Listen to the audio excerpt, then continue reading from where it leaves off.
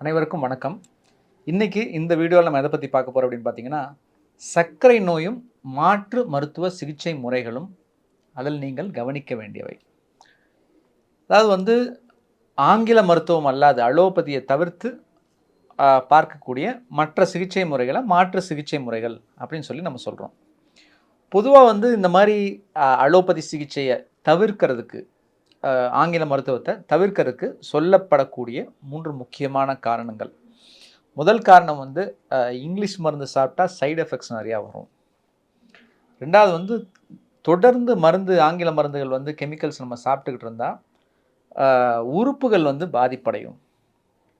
மூணாவது விஷயம் இதில் பர்மனன்ட் க்யூர்லாம் இல்லைப்பா, ஆனால் மற்ற சிகிச்சை முறையில் போனோம்னா சர்க்கரை நோய்க்கெல்லாம் பர்மனெண்ட்டாக க்யூர் பண்ணிடுறாங்க, கொஞ்ச நாள் மருந்து சாப்பிட்டா போதும், அதுக்கப்புறம் அந்த வியாதியே வராது.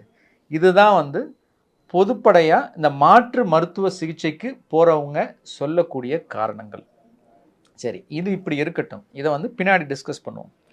இப்போ ஏன் இந்த டாபிக் நான் இன்றைக்கி பேசுகிறேன் அப்படின்னா, அதுக்கு முக்கியமான ஒரு காரணம். கடந்த ஒரு 10-15 நாளில் 3 பேஷண்ட் நான் இந்த மாதிரி பார்த்தேன்.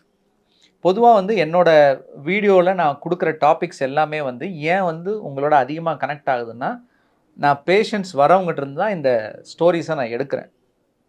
அப்போ மொதல் பேஷண்ட்டை பார்க்கும்போது ஓகே, இதை பேசலாமா வேண்டாமா, சரி வெயிட் பண்ணுவோம் அப்படின்னு யோசித்தேன். அடுத்து 2வது பேஷண்ட்டும் 4 நாளில் வந்தாங்க. அடுத்து ஒரு வாரத்தில் 3வது பேஷண்ட்டும் வந்துட்டாங்க. ஸோ நிச்சயமாக மக்களுக்கு இந்த விழிப்புணர்வு நம்ம கொடுத்தே ஆகணும் அப்படிங்கிற நோக்கம். ஸோ அந்த 3 பேஷண்ட்டோட கதையை பார்த்திங்க அப்படின்னா, மொதல் 2 பேர் ஒரே இடத்துல தான் சிகிச்சை போயிருக்காங்க. 2 பேரும் ஒரே ஊருக்காரங்க. ரெகுலராக என்கிட்ட சிகிச்சை எடுத்துகிட்டு இருந்தவங்க. அவங்களோட 3 மாத சராசரி சர்க்கரை அளவு 6, 6.5 இந்த ரேஞ்சில் நல்ல கட்டுப்பாட்டில் இருந்தவங்க. ஒருத்தர் 1 வருஷமாக வரல, பார்க்கும்போது பார்த்திங்கன்னா அவங்க சுகர் 250, 400, HbA1c கிட்டத்தட்ட 8.9% வந்திருந்தது. அப்போது என்ன மாற்றம் அப்படின்னு கேட்டிங்கன்னா, அவங்க மருந்து மாத்திரை நம்ம கொடுத்த மருந்து மாத்திரையில் நிப்பாட்டிட்டு அக்குபஞ்சர் தெரப்பி அப்படின்னு சொல்லிட்டு பக்கத்தில் ஒரு கிராமத்தில் ஒரு இடத்துல பண்ணுறாங்க. போனால் ஊசி மட்டும் குத்துறாங்க, அதுக்கப்புறம் எதுவுமே இது பண்ணுறதில்ல. அப்போ நீங்கள் செக் பண்ணி பார்க்கல அப்படின்னு கேட்டாங்க. அவங்க செக்கெல்லாம் பண்ண வேண்டியது இல்லைங்க, உங்கள் சர்க்கரை கொஞ்சம் கொஞ்சமாக சரியாயிடும் அப்படின்னு சொன்னாங்க. எனக்கும் கொஞ்சம் உடம்பு நல்லா ஃபீல் ஆச்சு, அதனால் நானும் எதுவும் பண்ணல டாக்டர் அப்படின்னாங்க. ஆனால் ஒரு யூரினரி இன்ஃபெக்ஷன் இருந்து அவர் கிட்டத்தட்ட ஒரு 4-5 மாதமாக கிட்னி டாக்டரை பார்த்துக்கிட்டு இருக்காங்க. அவங்களும் உங்கள் சர்க்கரையை கட்டுப்பாட்டில் இல்லை, கட்டுப்பாட்டில் வச்சுக்கணும்னு சொல்லியிருக்காங்க. பட் ஆனால் இவர் இதிலே கட்டுப்பாடு வந்துடும் சொல்லிட்டு ஒரு நம்பிக்கையில் விட்டுட்டார். 2வது பார்த்தீங்க அப்படின்னா, ஒரு அம்மா கிட்டத்தட்ட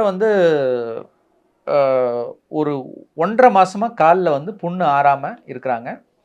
அவங்க இந்த இலை சிகிச்சை அப்படின்னு சொல்லிட்டு இலையெல்லாம் அரைச்சி போட்டு கட்டி கட்டி புண்ணு சரியாயிடும்னு சொல்லி வச்சுட்டு இருந்தாங்க. அவங்க எங்கிட்ட கூப்பிட்டு வரும்போதே கிட்டத்தட்ட பார்த்திங்கன்னா 2 விரல் அவங்களுக்கு அழுகிடுச்சு.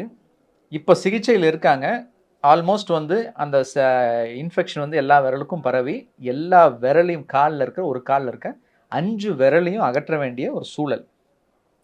ஸோ இவங்களும் 15 வருஷமாக சர்க்கரை இருக்குது. ஆனால் இந்த நேட்டிவ் மெடிசன்ஸ் நம்மளுக்கு உதவி செய்யும்னு சொல்லிட்டு முக்கியமாக புண்ணு இருக்கும்போது இந்த சிகிச்சை எடுத்திருக்காங்க. அடுத்து இன்னொரு பேஷண்ட், நான் முன்ன சொன்ன பேஷண்ட் அவங்க ஊர்லேயே தான் அதே போல் அதே சிகிச்சையை போய் அந்த அக்குபஞ்சர் சிகிச்சைன்னு சொல்லிட்டு எடுத்துருக்குறாங்க. நல்ல கண்ட்ரோலில் இருந்தவங்க இப்போ ஒரு புண்ணோடு வந்திருக்காங்க. சுகர் பார்க்கும்போது HbA1c 11, 250, 300ன்னு போயிருக்கு. ஸோ இந்த 3லேயுமே அடிப்படையாக அவங்க ஃபாலோ பண்ணது மாற்று மருத்துவம். இந்த மாற்று மருத்துவத்தில் அவங்க செஞ்ச தவறு என்னன்னு கேட்டிங்கன்னா, அவங்க முறையான பரிசோதனைகள் செய்யலை. ஸோ அப்போ இங்கிலீஷ் மருந்து தான் நல்லது, மற்ற மருத்துவ முறையெல்லாம் மோசம்னு நீங்கள் சொல்கிறீங்களா டாக்டர் அப்படின்னு கேட்கலாம். நிச்சயமாக நான் அப்படி சொல்லலை. எத்தனையோ மருத்துவ முறைகள் உலகம் பூராவும் பிரசித்தி பெற்றிருக்கு. அதில் இந்தியாவில் பார்த்தீங்க அப்படின்னா ஆயுஷ் அப்படின்னு சொல்லலாம். அதாவது ஆயுர்வேதா, யோகா, நேச்சுரோபதி, யுனானி, எஸ்ஸுக்கு சித்தா, ஹெச் ஹோமியோபதி. ஸோ இந்த ஆயுஷ் அப்படிங்கிறது நம்ம கவர்மெண்ட்டால் அங்கீகரிக்கப்பட்ட மாற்று மருத்துவ முறைகள், இந்திய பாரம்பரிய மருத்துவ முறைகள் அப்படின்னு சொல்லி இருக்குது. ஸோ இதெல்லாம் ப்ராக்டிஸ் பண்ணுறவங்க எப்படின்னு கேட்டிங்கன்னா, ஸ்ட்ரக்சர்டாக ஒரு எஜுகேஷன் ப்ரோக்ராம் இருக்குது. இந்த ஆயுஷ் ப்ராக்டிஸ் பண்ணுறவங்க அவங்க காலேஜ் போய் மெடிக்கல் காலேஜ், அதுக்கு தனியாக மெடிக்கல் காலேஜ் இருக்குது, அதில் போய் அவங்க படித்து முதல்ல வந்து பேசிக்காக நம்மளோட உடலில் இருக்கிற உறுப்புகளை பற்றி படித்து அதுக்கப்புறம் அவங்க சிகிச்சை முறை எந்த மாதிரி வேலை செய்யுதுங்கிறத பொறுத்து வியாதிகளை படித்து வராங்க. ஸோ இந்த மாதிரி ஸ்ட்ரக்சர்டாக பாரம்பரிய மருத்துவ முறையை படிச்சுட்டு சிகிச்சை அளிக்கிறவங்களுக்கும் எந்த விதமான இந்த பேசிக் நாலேஜும் இல்லாமல் ஒரு சில விஷயங்களை எங்கேயோ யாரும் செவி வழியோ கேட்டோ இல்லை வந்து அவங்க பாரம்பரியமாக சொன்ன விஷயங்களை கேட்டோ நிறைய பேர் ஃபாலோ பண்ணிட்டு இருக்கிறதுக்கும் வித்தியாசம் இருக்குது. இந்த ஆயுஷில் என்னன்னு கேட்டிங்கன்னா அவங்களும் பரிசோதனைகள்லாம் செஞ்சு சர்க்கரை அளவு மற்ற உப்பளவு இதெல்லாம் எப்படி இருக்குன்னு நிச்சயமாக செக் பண்ணுவாங்க. அதே போல் சரியான நேரத்தில் அந்த சிகிச்சை பலனளிக்காத பட்சத்தில் நம்ம வந்து வேறு மாற்று சிகிச்சையை நீங்கள் வந்து முயற்சி பண்ணுங்கன்னு சொல்லி அவங்களே வந்து ரெஃபர் பண்ணுவாங்க. ஸோ அதனால் வந்து இதில் ப்ராப்ளம்ஸ் வரது கிடையாது. ஆனால் நான் சொன்ன மாதிரி இந்த மாதிரி பாரம்பரியமாக சில விஷயங்கள் ஃபேமிலியாக செய்கிறதோ இல்லை வந்து செவி வழி செய்தியாக வந்து கேட்டு அவங்க அதை ஃபாலோ பண்ணுறதோ இல்லை வந்து நிறைய புஸ்தகங்களை படித்து ஃபாலோ பண்ணுறதோ இந்த மாதிரி இருக்குது. அக்குபஞ்சர் ட்ரீட்மெண்ட்டுன்னு சொல்லிட்டு எந்த விதமான பேசிக் மெடிக்கல் நாலேஜுமே இல்லாதவங்க ஒரு சில ட்ரைனிங் ப்ரோக்ராம் போயிட்டு இந்த ஊசி குத்துறதை கற்றுக்கிட்டு இந்த மாதிரி ட்ரீட்மெண்ட் எல்லாம் ஃபாலோ பண்ணிகிட்டு இருக்காங்க. ஸோ இந்த மாதிரி இடங்களுக்கு போய் நீங்கள் மாட்டிக்கிட்டீங்க அப்படின்னா அவங்க சொல்கிற முதல் வார்த்தை நீங்கள் எந்த விதமான பரிசோதனையும் செய்யக்கூடாது, நீங்கள் ஆங்கில மருந்தை நிச்சயமாக எடுத்துக்கவே கூடாது, எடுத்தால் இந்த சிகிச்சை பலனளிக்காது இப்படிங்கிற ஒரு வார்த்தையை போடும்போது நீங்கள் பயப்படுறீங்க. அப்போ இன்னொரு கேள்வி வருது, எப்படி டாக்டர் நானாக வந்து எனக்கு நல்லா இருந்த மாதிரி இருந்துச்சு, மருந்து மாத்திரைலாம் சாப்பிடாமல் எனக்கு கொஞ்சம் ஃப்ரீயாக இருந்த மாதிரி இருந்துச்சு, அப்போ சுகர் கண்ட்ரோலில் இருக்குதுன்னு நான் நினச்சிக்கிட்டேன் அப்படின்னு நிறைய பேர் சொல்லலாம்.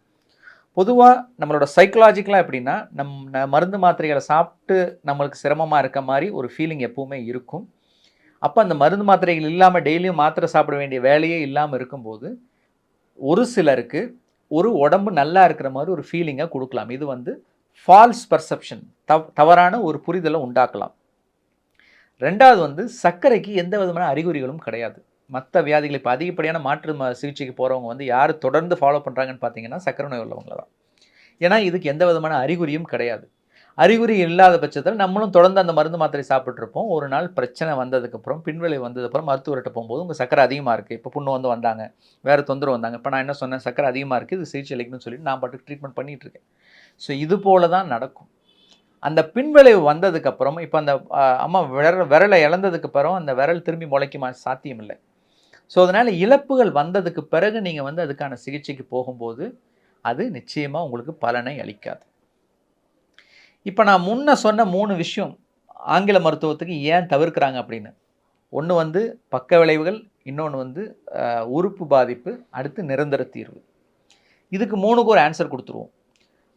வந்து பக்க விளைவுகள் அப்படிங்கிறது எந்த மருந்துகள் எடுத்தாலும், ஈவன் ஆயுர்வேதா சித்தா மருந்துகள் எடுத்தால் கூட பக்க விளைவுகள் அப்படிங்கிறது வரதுக்குரிய வாய்ப்புகள் இருக்குது. அந்த டோஸ் அதிகமாகும் போதோ இல்லை நம்ம உடம்புக்கு ஏற்றுக்காமல் போகும்போதோ நிச்சயமாக எந்த ஒரு மாற்று விஷயத்தை நம்ம எடுத்துக்கிட்டாலும் அது பக்க விளைவுகள் ஏற்படுறதுக்கு சாத்தியக்கூறுகள் இருக்குது.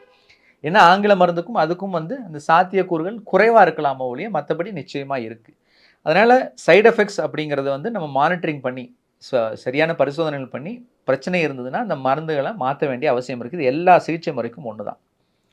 ரெண்டாவது, மருந்துகள்னால பின்விளைவுகள் உண்டாகுமா அப்படின்னா நிச்சயமாக நான் பல வீடியோக்களில் சொல்லியிருக்கேன். சர்க்கரை நோயினால் உங்களுக்கு தொடர்ந்து சாப்பிட்றதுனால உறுப்புகள் பாதிப்படைகிறது, நிச்சயமாக மாத்திரையினால் கிடையாது. நோயோட தன்மையினால தான் உங்களுக்கு உறுப்புகள் பாதிப்படையுதோ அது வந்து மாத்திரையினால் கிடையாது. சில பேர் தொடர்ந்து பரிசோதனைகள் செய்யாமல் ஒரே விதமான மாத்திரைகளை வந்து பரிசோதனை சர்க்கரையோட அளவு எந்த அளவுக்கு இருக்குன்னு தெரியாமல் சாப்பிட்டுக்கிட்டு இருக்கும்போது உறுப்புகள் பாதிப்படையலாம். உறுப்புகள் பாதிப்படைஞ்ச பிறகு சில மருந்து மாத்திரையோட டோஸை கம்மி பண்ண வேண்டியிருக்கும். அது தெரியாமல் சாப்பிடும்போது அந்த மாத்திரைகள் அஃபெக்ட் பண்ணுறதா நம்ம புரிஞ்சுக்கிறோம். 3வது விஷயம் நிரந்தர தீர்வு. நிரந்தர தீர்வு அப்படிங்கிறது சர்க்கரை நோய்க்கு கிடையாது.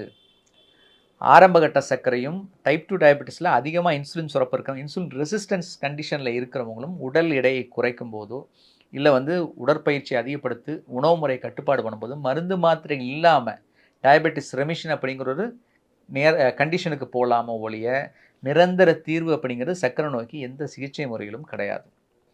ஸோ இந்த 3 விஷயங்களை நீங்கள் மனசில் போட்டுட்டு தயவு செஞ்சு இந்த மாதிரி தேவையில்லாத விஷயங்களை ட்ரை பண்ணி மாட்டிக்காதீங்க.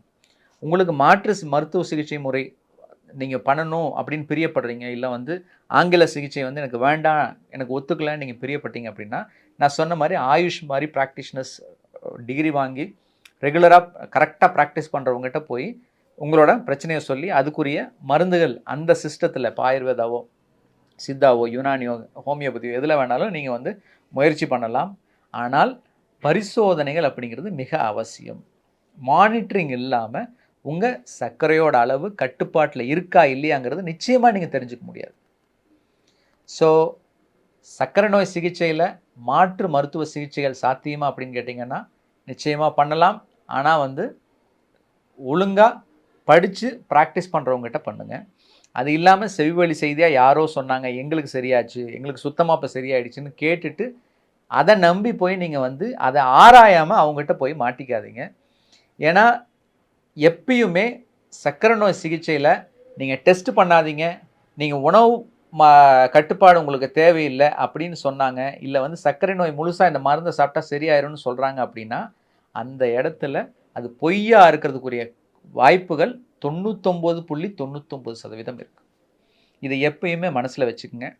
பாதிப்புகள் வந்ததுக்கு பிறகு போய் நீங்கள் சிகிச்சைக்கு போனீங்கன்னா அதுக்கான தீர்வுகள் மிக மிக மிக குறைவு. பாதிப்புகள் வராமல் தடுத்துக்கணும். சர்க்கரையை எப்போதுமே கட்டுப்பாட்டில் வச்சுக்கணும். எந்த சிகிச்சை முறையாக இருந்தாலும் பரவாயில்ல. ஆனால் உங்கள் சர்க்கரை வியாதி, சர்க்கரையோட அளவு கட்டுப்பாட்டில் இருக்கான்னு பாருங்கள். இருந்துச்சுன்னா சந்தோஷமாக ஃபாலோ பண்ணுங்கள், எந்த பிரச்சனையும் கிடையாது.